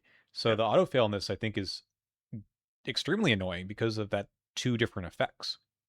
Yep. Good card. I like it actually. Yeah, this one's just It's mean it's as hell, rough. man. Yep. It's a mean card to be in the core set. It is. But they're signaling that, hey, Yes, that's what I was saying with the original. Maybe grab clues. Like I think that like I had this theory that the new core felt a lot more violent than the old core hmm, to the idea that everyone should be able to fight, and I think that is also true that everyone should be able to get clues. I think we are they're trying to push us out of the flex push us into the flex environment, which makes I think realistically though, I think like the biggest thing is that if you are a flex, everything we talked about hurts less, which is kind of funny. hmm, um, because you're able to your deck is inherently more adaptive. So if things go wrong, you can be like, okay, what am I going to do to adapt from this? Which I think is a very interesting thing um, in this conversation here. yeah, it's a good point. I do like that this is pushing you towards pick up some clue somewhere. In the core, there's so many good cards for getting clues. They printed some, some all stars from chapter one, scene of the crime. It's there. Yep. Use it. Wild Compulsion. This one has the random card discard. I mentioned that earlier as well. Or lose a resource. So at least you get a choice. I think that is, uh, I mean, unless you just don't have the resources, I'm losing them. Yeah. Always. Yeah. I would always take the resources here. Yep. And it's a random card. Yeah. Yeah, This card's pretty free. This it card's is. it sucks to autofill this one, but also just like lose 3 resources. You just basically discarded an e-cash. And if you're Joe Diamond, you were probably expecting to fail this anyway. So hold Yep. back your dead ends or Or whatever it's alternatively, called. yeah, just like yeah, with Joe Diamond, you get rid of your cards because you have so many cards in your hand. Exactly. And you might get lucky and discard your weakness. Uh, this one is It's kind of like kind of it's false kind of like leading, it. Yeah, but it's a little bit of red herringy as well. They kind of yeah, like from different different encounter set. sets. Hmm. I like that for each point you fail by. I like that it only targets like as the fighter, you're not going to get that salt from drawing this and then like trying to pass it and then getting the auto fail. Mm-hmm. Um, but it's one of those things where I think this is a very interesting card because it kind of punishes the flexes that I was just talking about. It seems like I look at this card in like a specialist focused meta, and I'm like, oh, this card does nothing, right? The Clover is going to pass it. The fighter doesn't have to draw it. But I think with everything else, like you put these two cards in the same encounter set, Downpour and Forbidden Secrets, and suddenly this card is like you're holding the clues to protect yourself from downpour, Mm-hmm. but now suddenly Forbidden Secrets is starting to become like uh relevant. I think it's very interesting. I do A like lot of that. place clues on your location. Yeah, and I do like that. They're It's a it's just a three test. So if you compare this to false lead from chapter one, which scaled by how many clues you're holding onto, this one it's you still only place the clues that you have, but you're taking the test at three. So if you only have one clue, you actually might be taking some horror from this, which is yeah. probably okay. Maybe, probably. I don't know. Whereas Yeah. false lead, you autofill that, you drop all the clues. That's terrible. Yeah, again, I think it's like again, these cards all the core 2026 all read very easy in comparison, apart from Downpour, Hmm. comparison to original core. But let me just tell you, I'm having more trouble with Brethren of Ash than I am with the original core. Like especially the Smoke and Mirrors versus Midnight Mask. Oh yeah, Um, the encounter cards are just they hit so much harder. they feel more targeted towards that scenario itself. Yes, yeah, I do miss the Doom though. We don't. I didn't bring any of those treacheries out here because they're not quite the same deal. But there is a if you fail for each point you fail by, you place Doom on cultist, I believe, in that last scenario. So there's some interesting other avenues to explore here. Ooh. yeah. And I Um. think as a whole, the core 2026 are probably the apart from Downpour are probably the ones that I feel the most okay pulling an autofail on. Mhm. So maybe even there is some subconscious or conscious design decisions to kind of make tests ultimately matter less. But as a whole, the game is trying to punish you in like a different way. We'll have to Yeah, see if that actually seems to be the case or not, but I'm curious. we're gonna find out. I do think that there's a little bit more. They're just a little bit more open than these old ones, Yep. and that's probably okay. But even when there's a test of three, it's not. So yeah, my original hypothesis here about were they trending towards the direction of something like Ice Shaft, where it's just you take two, or here you take two, end of story. Yeah. And it seems the answer is no, No in the core. No no in in the the core. core environment. But the philosophy for core has changed a lot from the original. So the Exactly. question I think is a I think we'll be able to look at that question in Brother sorry in Children Children of of Blood, Blood. which is coming out very soon. Very soon.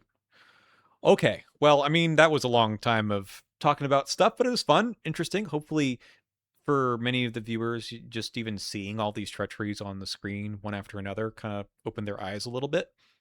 Sometimes it helps to see them all and see these repeated themes just to see how the design works. Do you have any uh, last thoughts about what works for you as a player or designer? I know that you've had your hand at designing things. What you like to see, what feels good, or as a designer or as a player. I think that pretty much to me anything is fair for what the treachery deck brings you, like what treacheries and enemies can do. I Hmm. think that you want to like if people are expecting to draw auto fails in the mythos phase, I think that that's when it's at its softest. So I think that there shouldn't be too much risk in that kind of thing because you're not actually like inherently losing anything from that. Like there are cases when you are, right? Where it can feel really bad. But I think that a lot of people's angst when it comes to the autofill token come in the investigator phase. Where again, I feel like things are designed, you expect it to kind of be safe. You're able to kind of like, this is your space to do things. And when the Hmm. game is encroaching on it with the autofail and in comparison with like retaliate, and it's like if you're not able to adapt and play around it, it can become very frustrating. So, as I always tell people, like when something like that happens, analyze what went wrong beyond just the auto fail. Right? It's like, could I have evaded this retaliate enemy? Should I have evaded this retaliate enemy? Was it just bad luck? Was my Hmm. number like? Did I put too many resources into this test that I auto failed and now I'm falling behind because of that? Did I need to put those resources in? And I think that that is, in my humble opinion, a much more interesting conversation than is the autofail bad for the game? Because I Hmm. think that question doesn't allow you to grow as a player. And I think that that is the most critical thing in any sort of game that you play. It should always be about improving and like finding ways to improve and having fun in that improvement. Let me just also go back to the point you made about the investigator phase versus the mythos phase. To some extent, I feel like I go into the mythos phase expecting to fail to some extent every treachery, and then if I pass, I'm pleasantly surprised.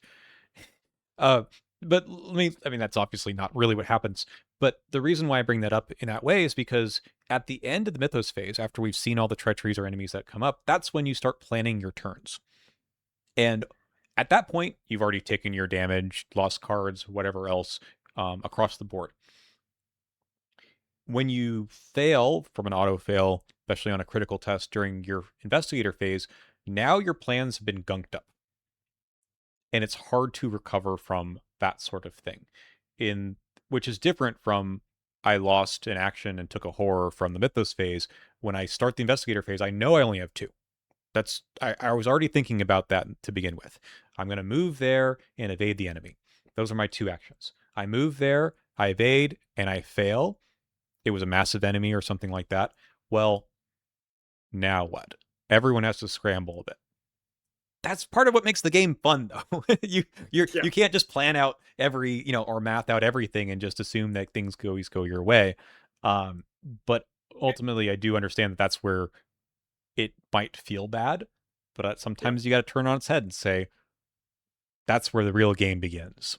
And that's where you also learn. That's where you improve. You Mm-hmm. don't improve by just crushing the game. Six up four on every test, Yep. sealing the auto fail. That's a cool thing to do and it's fun to do and I've done it, but Yep. I'm not like getting better from those scenarios. Yeah, and if your tendency is to only play investigators who can avoid the autofail like that, try something different. The beauty of the game, ultimately, this is why we've replayed the game all the time, is that it's interesting when things don't go according to plan, or you need to come up with a different plan that you didn't try before to see how things might work. Yeah, Okay, well, fun discussion, Justin. Thank you for being here with me. of Hope you course. enjoyed and maybe learned something beyond just the the hemlock cards. Yeah, no, that's a good day. I learned something new. Yeah. All right. I'll see you guys on the next video. I don't know what it'll be, but Justin, you've come on for some pretty cool, like hour plus discussion videos with me lately, and I guess we'll continue that on my channel, your channel. That's just what we do these days. Yeah. All right. Bye.